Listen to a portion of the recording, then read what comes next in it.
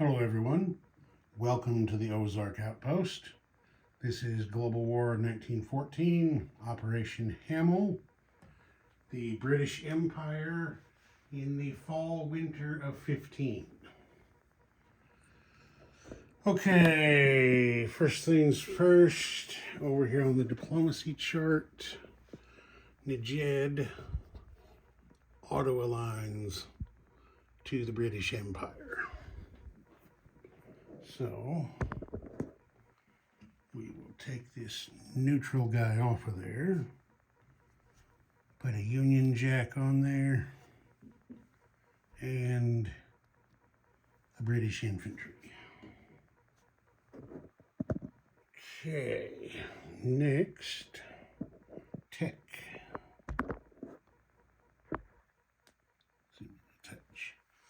The British are going to try poison gas, and they're going to try improved factories again.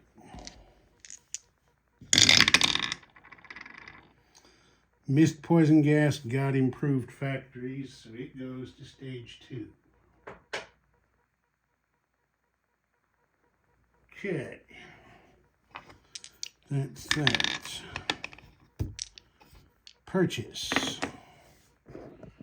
The British had 38 pounds to spend. So let's see if the math works out here. We're spending 10 on 2 minor factories, 5 on a Gurkha, makes 15. We are spending 10 on 4 colonials and 1 colonial upgrade. That makes 25. We're going to spend 2 on a railway, makes 27. 6 on 2 colonials and a militia, and 5 on 1 militia and 1 infantry. Now, for the $2 on the railway, if I'm wrong, let me know, but I'm building the railway from Eastern Belgian Congo to Anglo-Egyptian Sudan. And as the rules for terrain apply in all other situations, the zone that you're going into is the terrain that would affect you. So going by that logic, the jungle here in Eastern Belgian Congo doesn't make me have to pay extra. Now, if that's incorrect, let me know and we'll fix it. Okay, but that is, I lost count. So there's 10, 15, 20, 26, 28, and 10 is 38. Yep, that's how much I had to spend. Okay, we're only going to have 1 combat. The seaplane from Malta is going 1-2 spaces over there to attack the Ottoman coastal sub in M8. So, let's see what happens there. That's a 7 is a miss. Logic would dictate that the sub, of course, is going to submerge instead of just sitting there letting me shoot at him until he's dead. Okay, so that's it for combat. Well, no, that's not it for combat. Sorry, I lied.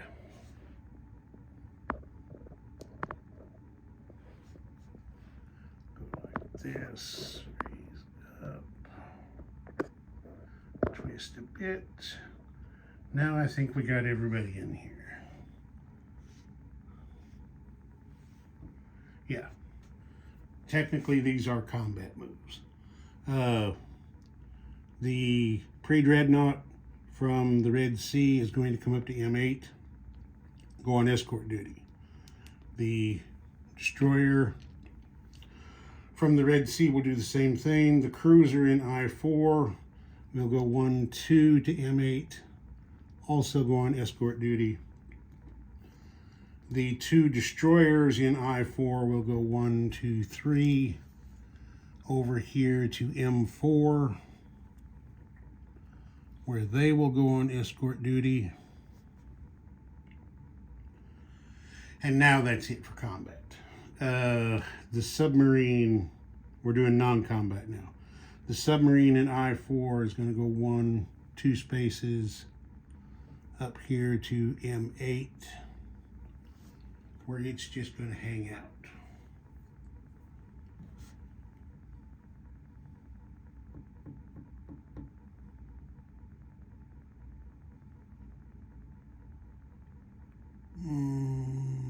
Let's see.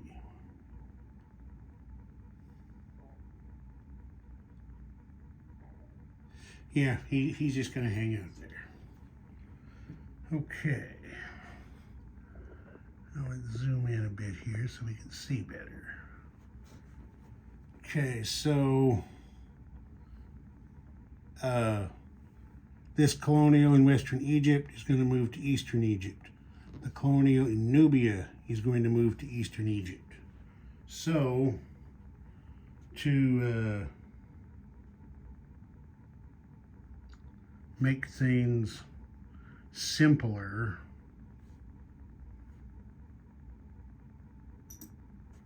whenever I go to place units, these are going to stay here because they're getting replaced in the place units phase.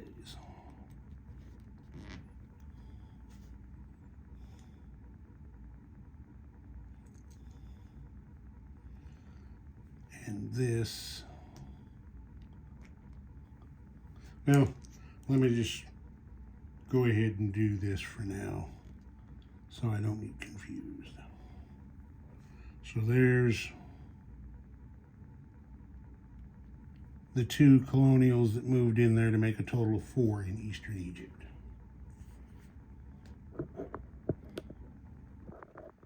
Okay, then we got to back out a touch.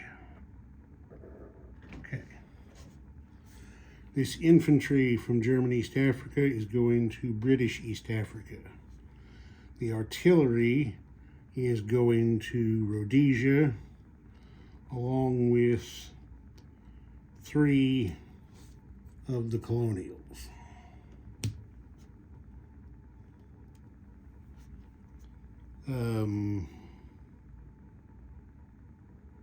Yeah.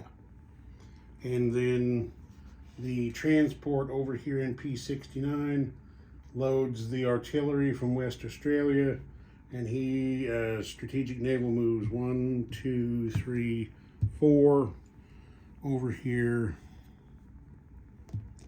to drop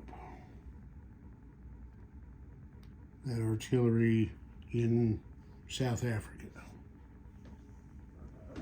Over here, let's just finish this up. The Gurkha goes from Punjab to southern Persia, and the cavalry is going from Maharashtra to southern Persia.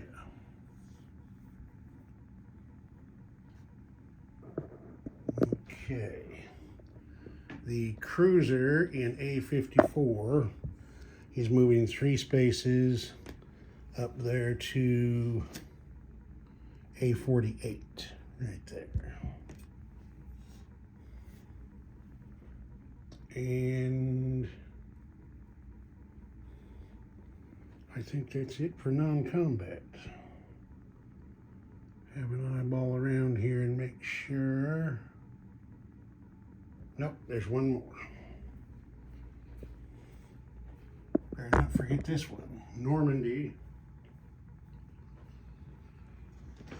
We've got 4 infantry that are going to move over to Picardy. And of course, everybody's figured out by now, I can't do my mandatory offensive for GW1915 because you have to have a minimum of 6 infantry in the attack, and I've only got 4 in Picardy. That I would have been able to use this turn. So,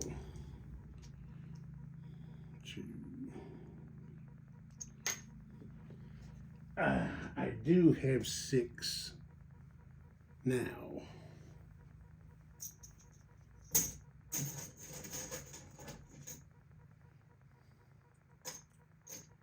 Actually, now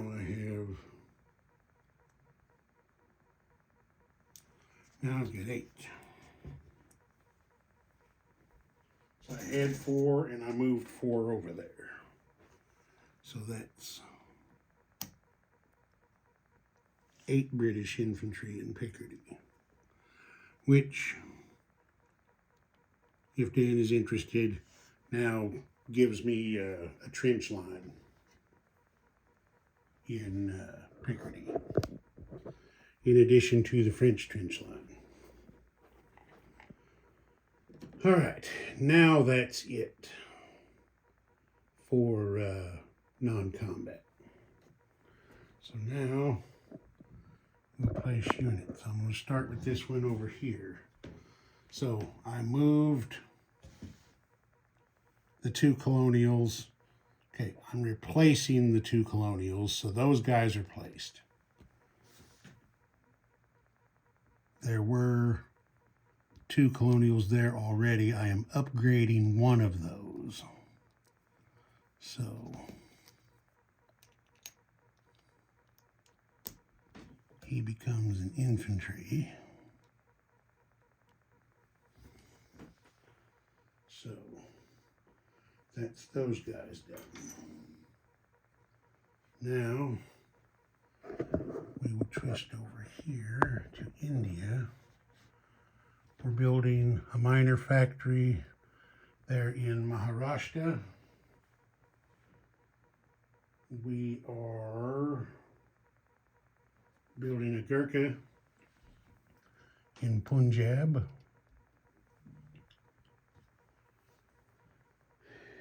And where's my other guys at? Here they are. We used 1 manpower to do the major factory. We still have 2 left, so we're building 1 colonial in Maharashtra. We are also building a colonial. I knew I needed that guy for some reason. We're building a colonial over here in Bengal.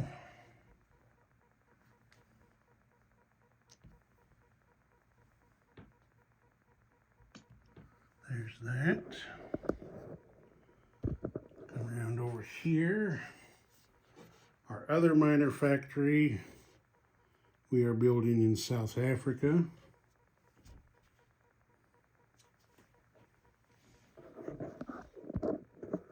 The rail from Eastern Congo to Sudan.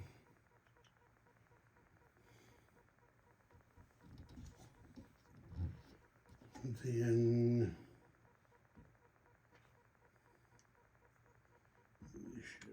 militia.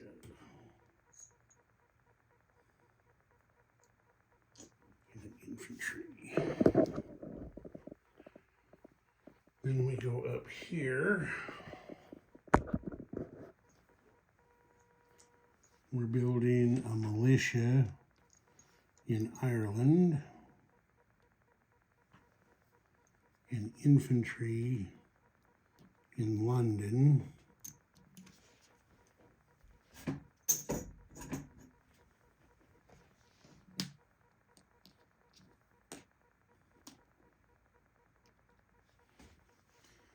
And a militia in northern England.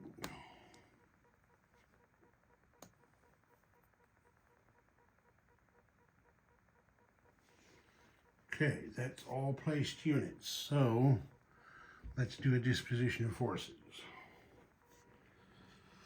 All right, just the stuff I changed. You just saw me do it. I've got infantry and 2 militia in Northern England.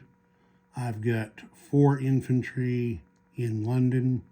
I've got an infantry and a militia in Ireland. I've got 8 infantry, 2 artillery, and 2 fighters in Picardy. I have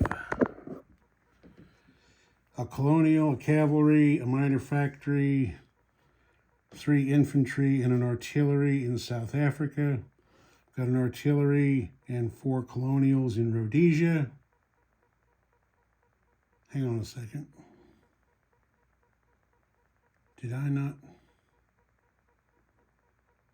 Okay, I got to do some counting here real quick because I just saw a thing that I thought I bought a guy for, but maybe I didn't. So, 1, 2 colonials,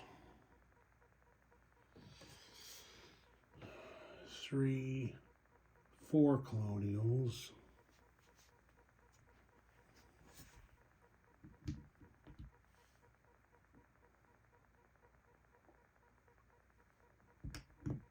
'No, I guess it was just 4 and an upgrade.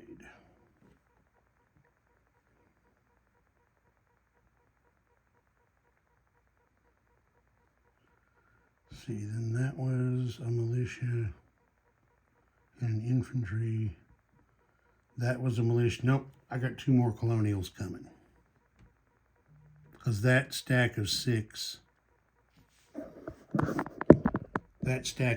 right there was 1 militia and 2 colonials.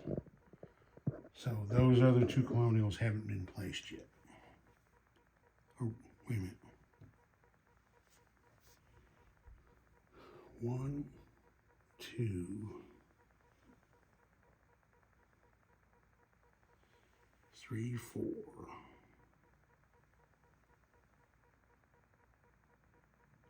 Yeah, I got 2 more colonials.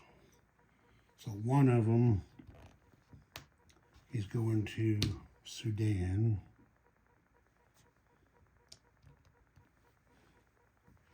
And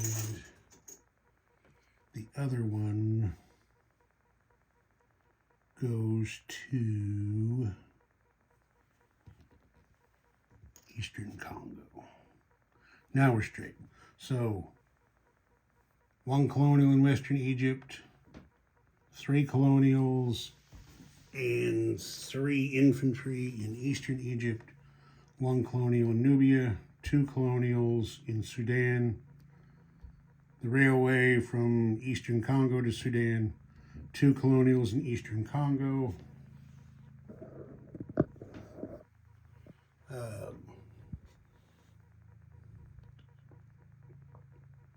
we're going to keep the seaplane on patrol in M8. 2 destroyers on escort in M4.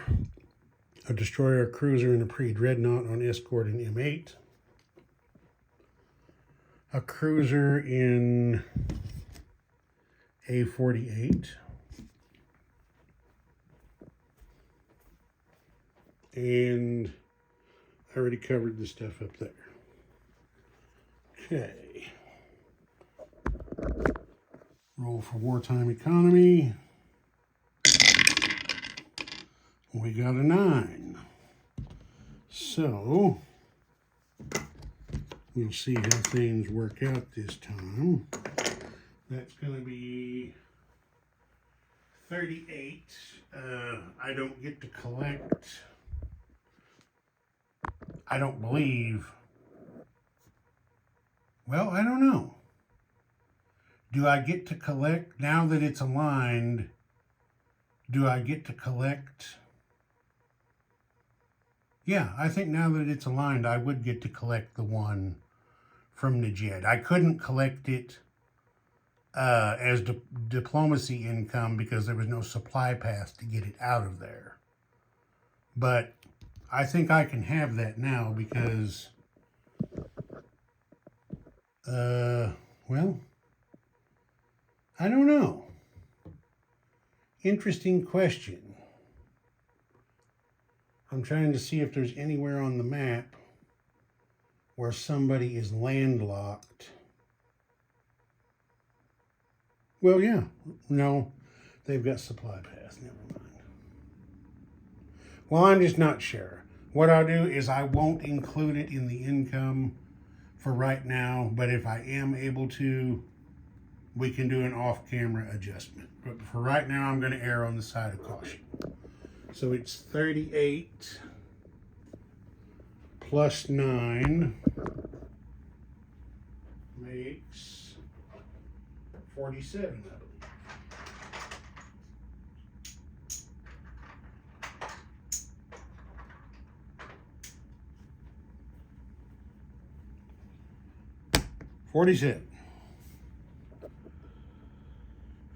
And that's it. Ozark Outpost. Over and out.